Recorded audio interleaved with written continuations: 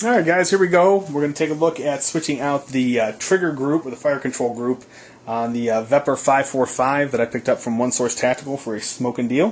What I'm replacing it with is the Tapco G2. I'm going to use a single hook trigger group. They have singles and doubles. These were cut for a single. And usually you can tell by when you look at the bottom, and I'm not sure if I can get this in the light real well, there'll be sort of an area where you can see sort of an extension right there where it's cut.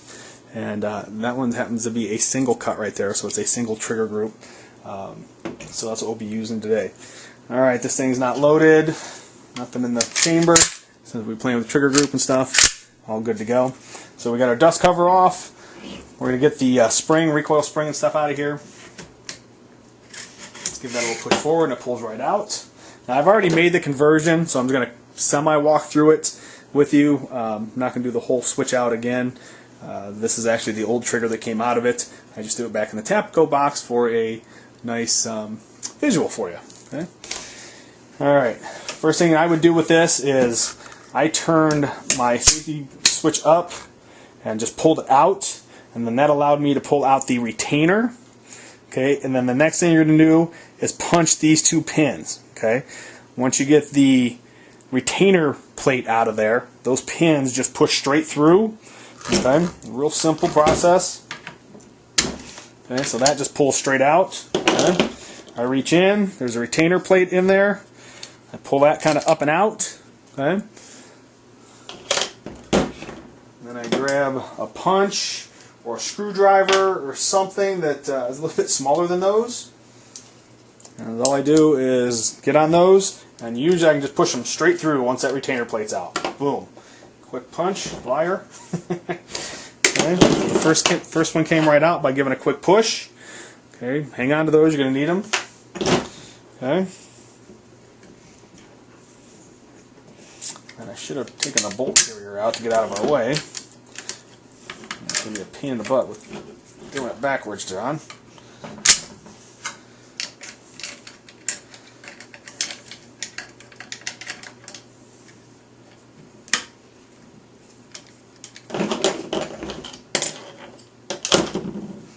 Alright, so the front pin might be a little bit tighter. Get it on, give it a little smack, drive it through. Comes out the other side here. Okay, hang on to that again. You're going to need that to replace the hammer and stuff. Yank it out.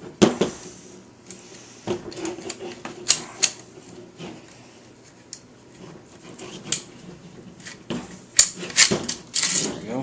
Pull it out. There you go. Okay. Save this spring because you're going to re-need this spring, and stick it on the new hammer. Okay. Now we're going to go ahead and kind of reassemble it and try to give you an idea of what it looks like when you go to reassemble it.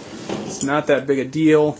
You just have to make sure you do a couple things, and one of the things you're going to want to find something that's going to hold these together. It just makes your life a little bit easier when you go to put it back together if these are kind of held together somehow. Because these spring pieces can get apart, and they're not that easy to get back around the trigger once you're in there. Alright, so first thing we're going to do is we're going to drop our hammer in here. Try to get it kind of lined up. And you probably want to drop it a little bit sideways and then kind of twist it to get it in there. And what you're going to have to do is make sure that you line up the back end of the trigger or the hammer so that it lines up with the holes. Remember when we punched out that one pin? That's going to have to line up in here. Okay. Fight with it a little bit here. And again, these are going to go, if I'm looking at the rifle from the muzzle end, I'm going to push it through from the right.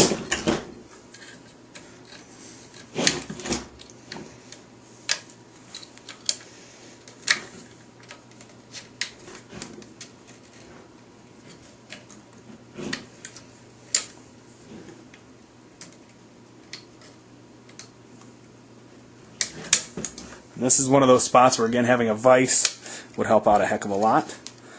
So, alright, we're in. Alright, so next thing we're going to do is get the trigger group in, the fire control group. Try to get this spring up and out of the way. I got it in there a little too deep. There we go.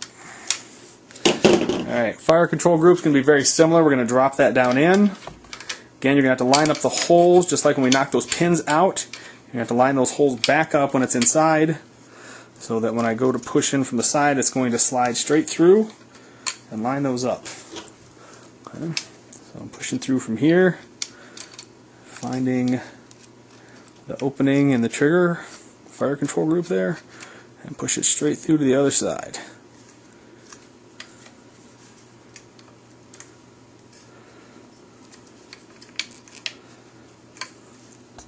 Alright, so you get the fire control group down in there. Make sure that those two springs come up over the back. There's two little pieces that stick out in the back. Make sure the springs come up over top of that and kind of hook in. And line up the pins again. This pin's going to go straight through.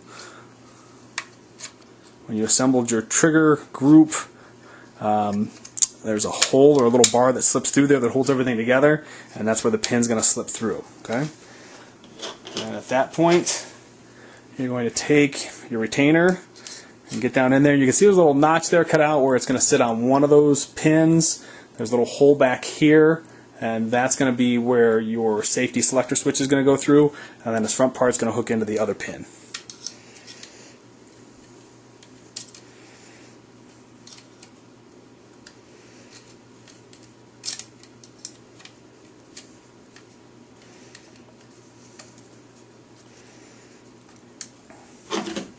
And the safety selector switch is going to push back through just the way we had it before.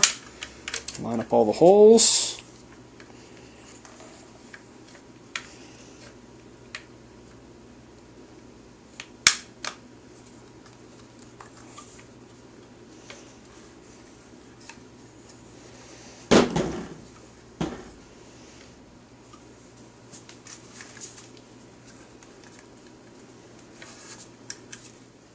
Give a little push in, make sure it's seated. Then you have to kind of pull the trigger so that that's going to slide down in front of it. Alright, so we're going to get ready to put our piston and carrier back in. We're going to move the hammer back, lock it back, so it sits in the fire control group. Insert the piston and the carrier.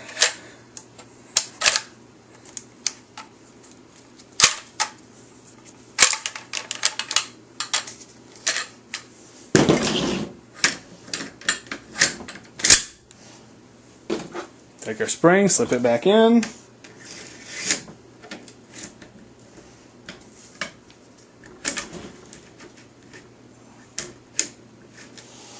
Now we have a whole bunch of parts that are US made. We've got our stock, got 3 pieces from our 3 US made parts from our trigger control group from Tapco. So we're at 4 right now, and we're going to continue putting some pieces on this and get it up to 922 compliant so that we can run it with surplus mags.